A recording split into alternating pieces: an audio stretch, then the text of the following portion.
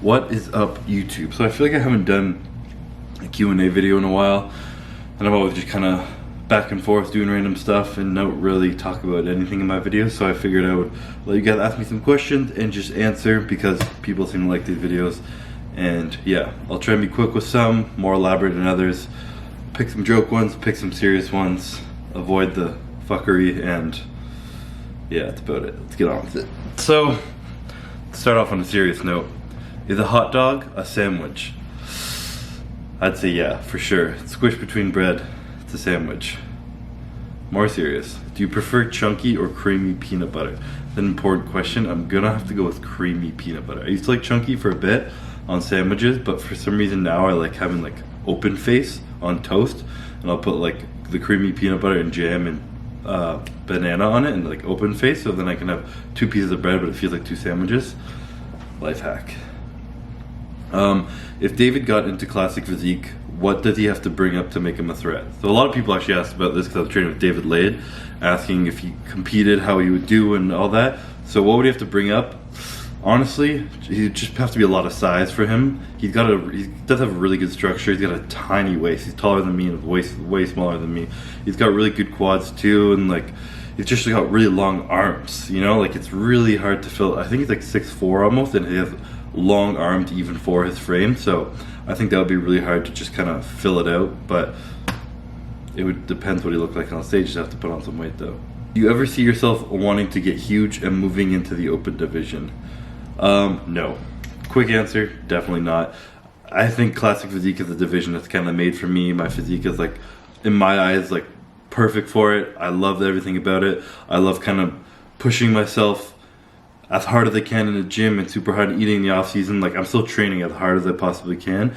There's certain factors I'm not pushing as much, which kind of like make me healthier, enjoy the sport a little bit more sane and everything. So I think I just kind of like being able to just put all my effort into just training and eating and just not really care about that. It's a little bit more healthy, of course, but I also just even if it just weren't me and I was building something that was separate to me and I was just like putting in work into something, I would rather it look like 230 pounds like shredded, fine tuning little pieces than I would put on another 40 pounds of mass onto that frame. So I just like classic a lot more, and there's a lot more longevity to it.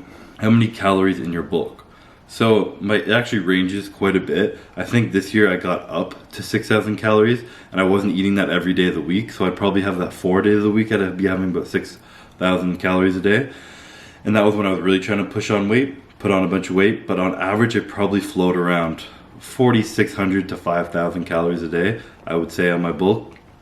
Of course I have cheats here and there and whatnot, and I don't really carb cycle, I wouldn't call it, but I kind of have days where I still try and force myself to eat more. Like let's say I'm training arms, I'll try and get in like a really big carb meal in that morning, or like the 2 meals before I train, just so it's not in my belly. But I try and really carb up for arm day or leg day, because I've been trying to get my legs back to where they were, trying to get big arms, back day. I feel like my camera dies every time I do these. But yeah, so started at 6,000 a few days a week the most, on average 4,600 to 5,000 calories, and I eat more on arm day, back day, and leg day. Next question, what are the ways to help with bloating and water retention? So those can kind of be two very separate things and two related things. Bloating is also almost usually just from eating foods your body can't handle, or stuff it's not used to, stuff it shouldn't be doing. So like, I mean, an extreme thing is doing a food intolerance test and find out what foods don't work with your body. But normally you can tell if you're adding something different and it makes you feel bloated and shitty, then you're not digesting it properly, and you should just avoid eating those foods. And water retention, I mean, obviously we all know I've dealt with a lot of water retention, and I still kind of do, because I'm still like slightly affected from everything I went through. So when I fly sometimes, or randomly I'll wake up and my shins will be a little like, well, I'll be holding onto water and stuff. And in that case, eat less carbs, eat less sodium. Definitely sodium is a big factor. Eat less processed food. I see that for sure. As soon as I cut out processed food from stuff, like maybe it's the sodium in that even, but I just like immediately will drop some water. I'll lose like 4 pounds sometimes of just like, that's me being really bloated with water to begin with. But if you're really holding on to a lot for a while, like me after planes, after I fly in, I'll usually eat less carbs like that night I fly in, and then the next morning I'll fast for a little bit, and I'll do some morning cardio fasting, just trying to kind of break a sweat and get that water off me. Because carbs and sodium are what's hold on to water in your body. So just kind of let go of those for a little bit, maybe fast for a bit, and should get it off. If it stays on a lot, like I had, could be serious an issue, so probably go see a doctor. Do you wear a waist trainer? I have never worn a waist trainer, and I'm not sure if they really work or not. The only reason I think they work is because if you see the woman with the world's smallest waist, very unhealthy, her organs are destroyed and not good at all, but she wore squeens and made them tighter and tighter, and her waist is like gross, like tiny little thing. So it worked for her, so maybe it could work, but I just preferred kind of physically creating that waist trainer by practicing vacuums, holding in my waist, my lower abs, like keeping everything tight in there. A lot of questions on here about Courtney. So what's up with you and Courtney? Not much more than you guys see, I think. We're dating and chilling and happy and enjoying each other's company. So it sucks being long distance. A lot of stuff asking how we deal with long distance too. And I mean, it's all we really know. It's not like we were together and then had to separate or anything. So it's been difficult, obviously, and a little bit slower and more difficult to start a relationship long distance when someone lives in a completely other country. But it's been working and it's been worth it so far. So we've just kind of been patient and enjoying our time together when we do see each other. Really bad grammar, but he's trying to say what is the best way to not lose size while getting leaner and doing cardio? Also, what are your goals for this year? We'll just answer that first part. How to not lose muscle, I guess, while getting leaner and doing cardio. And another question right after, saying what's the best type of cardio for not losing gains? So I'd say when you're getting lean, the most important thing is to do as little stuff as possible at the beginning. So just start with changing your diet. Sometimes you don't even need to, a lot of the time you're just holding on to a bunch of water and you don't even need to change how much calories you're eating. But if you change what you're eating, like if you're eating a burger a day or a pizza or some sandwiches and shit, cut those out, put in clean food, your body's gonna be digesting it better, using it better, energy levels will be better. Maybe like, just try that first. Maybe you lose a little water weight just from the less processed food. And from there, take away a little bit of calories, like whatever, I don't know how much you're eating, maybe start with like 300 calories a day, take that away. Don't do any cardio at the beginning. If that's not enough, add in a little bit of cardio, and the whole point is just take it a little bit as possible at the beginning, because if you start too strong, you're just going to start burning muscle, and pretty much that. And cardio, again, the less you can do and for the least amount of time, then the better. So if you can stick to like a few 20-minute sessions a week instead of like 1 hour session, I would say that's definitely a lot more to your benefit.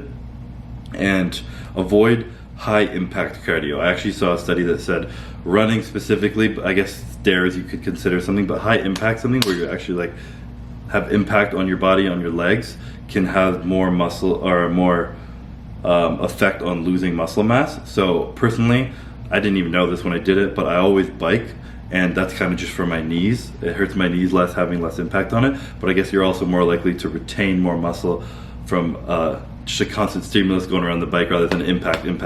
So do as little as possible, and slowly add stuff in, and avoid too much impact in your cardio. What are some things you want to see yourself improve on this Olympia as far as physique wise?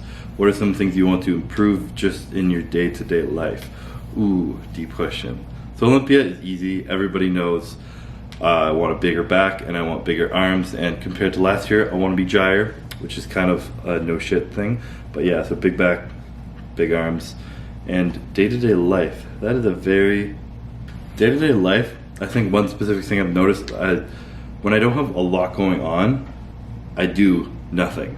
And then when I have a lot going on, I get a lot done. So I kind of want to get better at staying organized and on top of things and like proactive or whatever while I got nothing going on. So when I'm traveling a lot and I'm home for 4 days, I set up like 5 appointments in those days. I get everything done. I'm training, I'm doing cardio, making my meals, that everything's just kind of like quick and rushed, and I get it all done. But if I'm home for like a month and I kind of have nothing to do, I'm like, oh, the stuff I kind of have to get done I'll do next week, and I push it off. So I'd say being quicker at getting things done and just be more proactive and organized.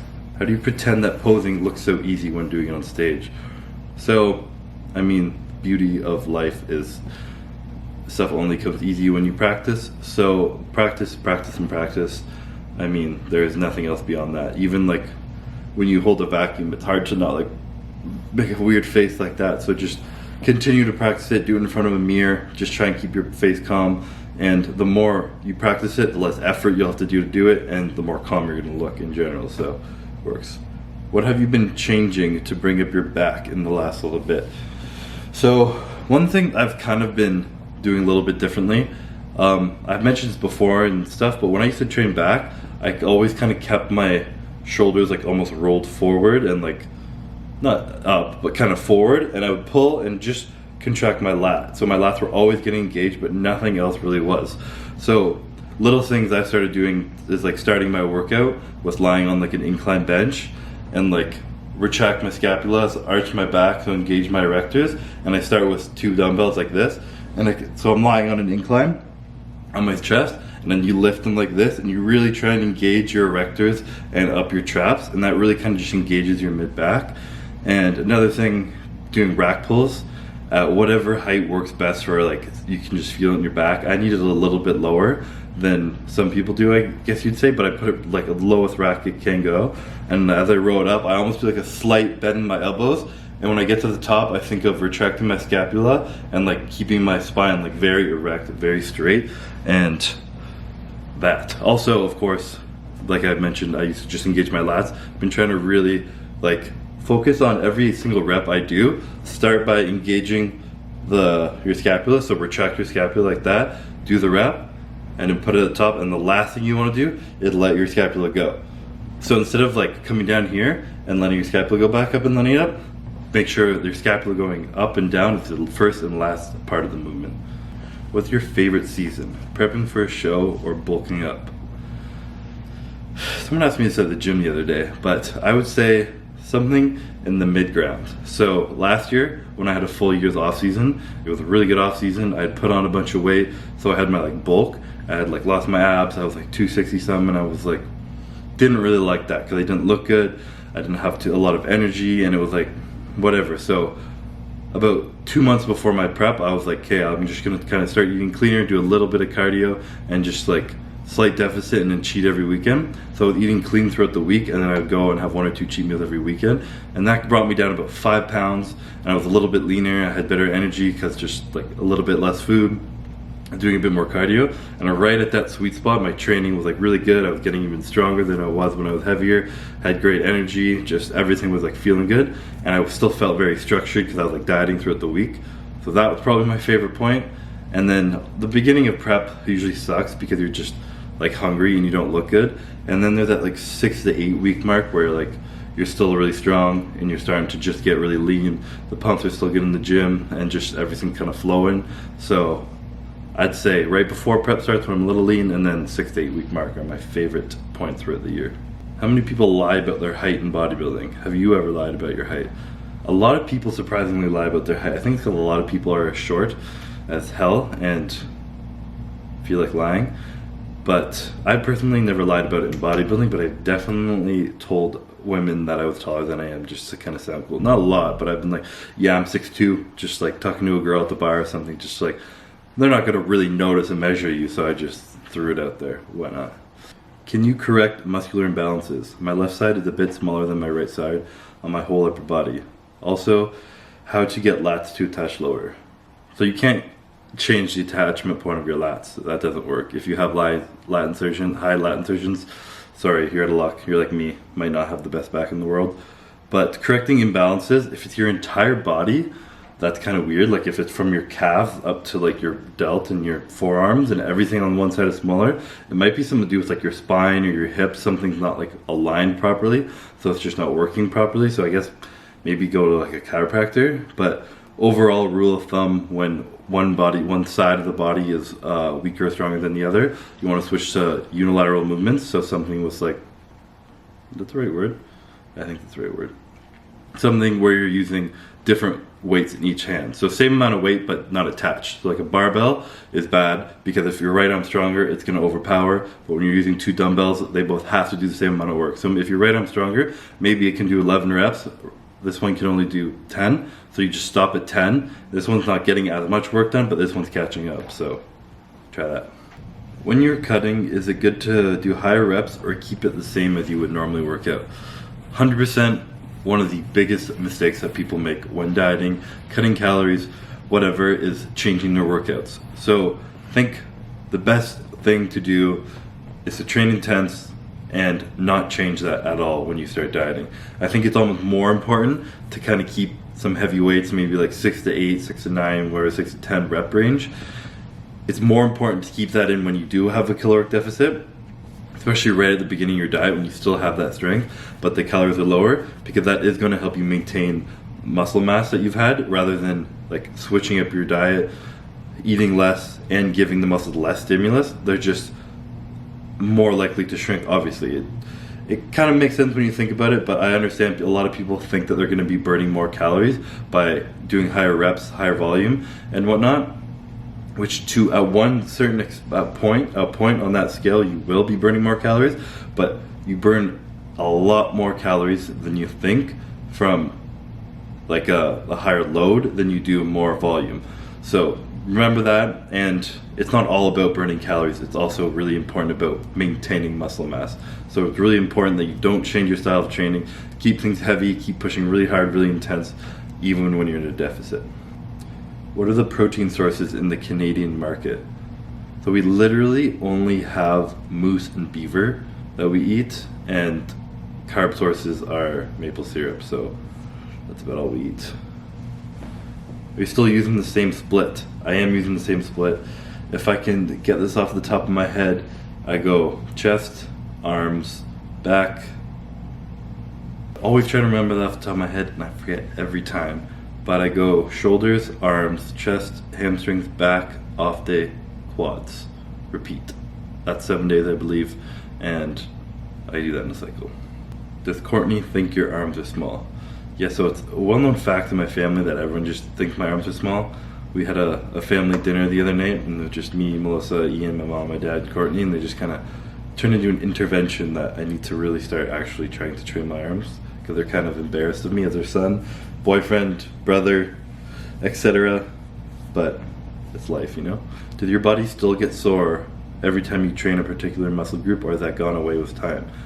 That has not gone away with time. So if people are looking forward to more experience and not hurting, that does not go away. I still will like train chest when I have a really good workout for like 4 days in here. I'm like hurting. I can barely like stretch it back. When I go to train shoulders, I'm trying to like warm up so much because my chest is so tight. It doesn't go away. And I still can barely walk after a good leg day. So right now I train hamstrings. Like 2 days ago, I can't straighten my leg. What's the weirdest request you've gotten from a fan? I don't know if I'd call him a fan so much as just like a interesting person on the internet, but I got someone that was asking me for socks repeatedly, to pay him for socks, and it was like harmless, it was like whatever, and then it's quickly turned into I will fly to wherever you live and meet you in person to see your feet, and then it was I see you live in Ottawa, I'm visiting Canada soon, can I come and visit you in Ottawa, and can you walk on my face and like put your toes in my face with no socks on and whatnot. It's like saying they paid me by the hour, and like just weird stuff. And I mean, I got nothing against foot fetishes, TBH, but no, I can't do that. Have you ever ripped your boxers while squatting? Throwback to the first boxer briefs that ever came out. Lol, they ripped easy from me.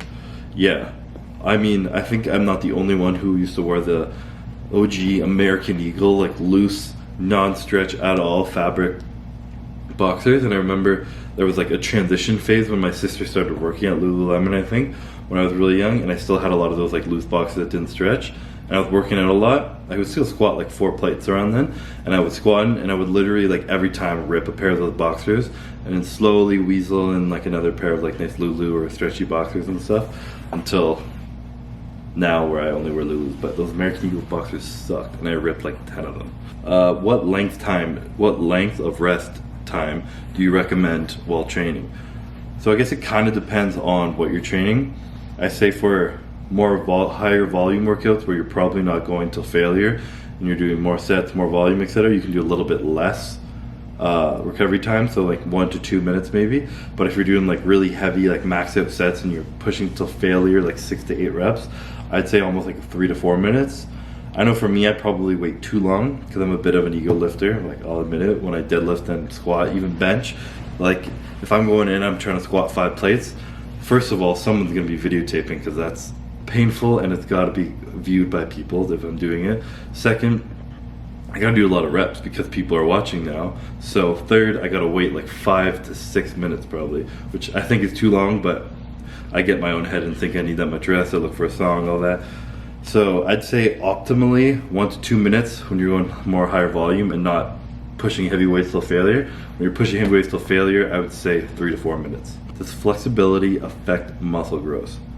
So I've literally never seen anything that's proved that being more flexible means you can have a more affinity for muscle, but I do think making sure everything is like loose, flexible, and like functioning right and flowing properly is much more likely to prevent injury. So you see people when they're like squatting or something and like maybe they're like everything on their body is like super loose, but maybe like one thing in their like hamstrings is like tight, and they'll squat and that will cause like a butt wink on them, and that's going to put a lot of stress on your lower back and you're squatting down and your back kind of arches under you.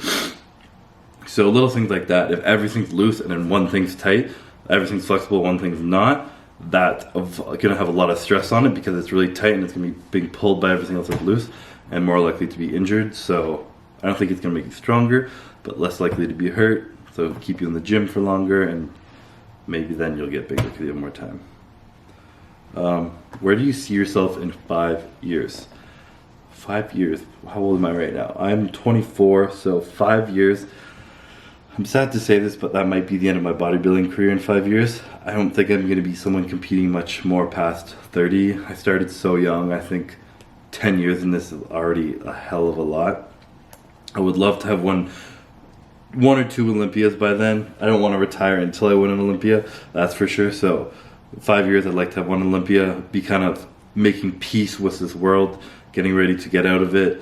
And I'm still going to be into fitness and training hard because that's what I love to do. But the whole competing side and the pushing your body to such extremes, it takes a lot of toll on your body, obviously, and it takes up a lot of your life.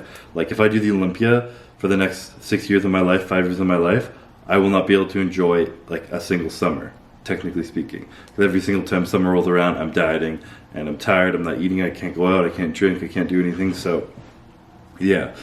Also, I'm kind of a cheese dick when it comes to these things, and I really like look forward to things in my life.